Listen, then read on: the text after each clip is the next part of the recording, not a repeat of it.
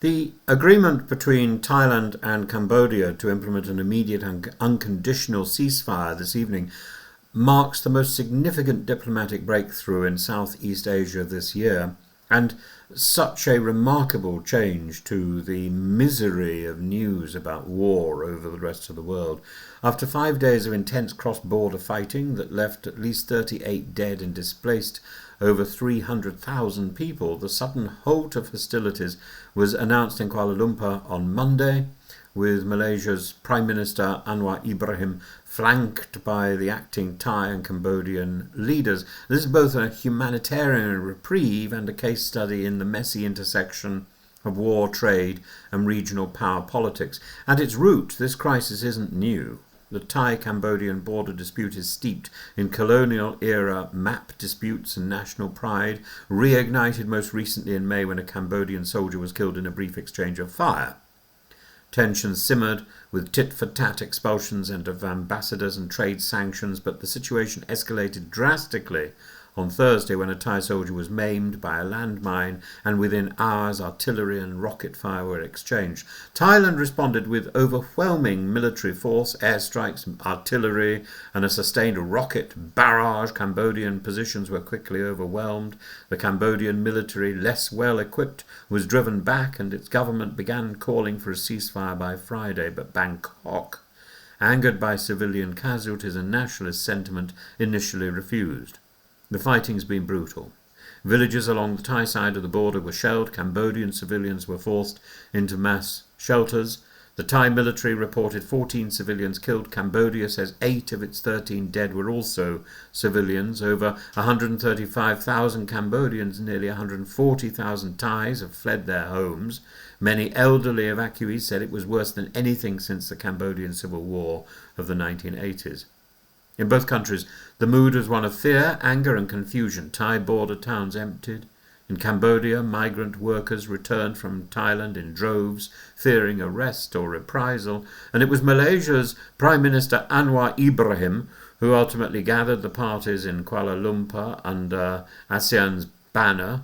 And though Thailand had initially rejected Malaysia's offer to mediate, pressure from the United States has proved decisive.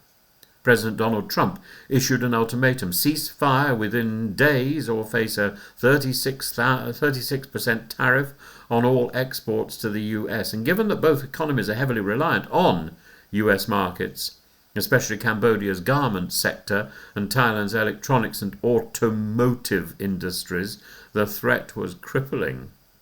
With tariffs looming on August the 1st, the diplomatic calculus changed instantly. Trump was quick to claim credit, dubbing himself the President of Peace on Truth Social, and while his intervention was undeniably influential, Malaysia's steady diplomatic coordination and ASEAN's quiet consensus building played a critical role behind the scenes. The ceasefire, set to begin at midnight this evening, includes several important provisions: the immediate cessation of hostilities, a pullback of troops from the border, and a moratorium on new deployments, the resumption of diplomatic communications between the country's prime ministers, foreign and defence ministers, a commanders' meeting at 7 a.m. on Tuesday, and a general border committee meeting on August the 4th, independent monitoring involving Malaysia, the US and potentially China. Cambodia's Prime Minister Hun Manet called the meeting very good and expressed confidence that the outcome would allow civilians to return and relations to normalise. Thailand's acting Prime Minister echoed these sentiments, but also urged caution, saying it's not midnight yet, acknowledging the fragility of the agreement. Despite the celebratory tone, the ceasefire remains extremely fragile. Mistrust is deep. Each side blames the other for starting the conflict. Thai officials say Cambodia's rocket fire caused most of the civilian deaths. Cambodians believe Thai military aggression went far beyond any justified response. And nationalist fervour, inflamed by media, past grievances and political rhetoric, especially in the middle of the personal feud between the former leaders Hun Sen and Thaksin Shinawatra, which spilled into current political dynamics, is definitely an exacerbating factor.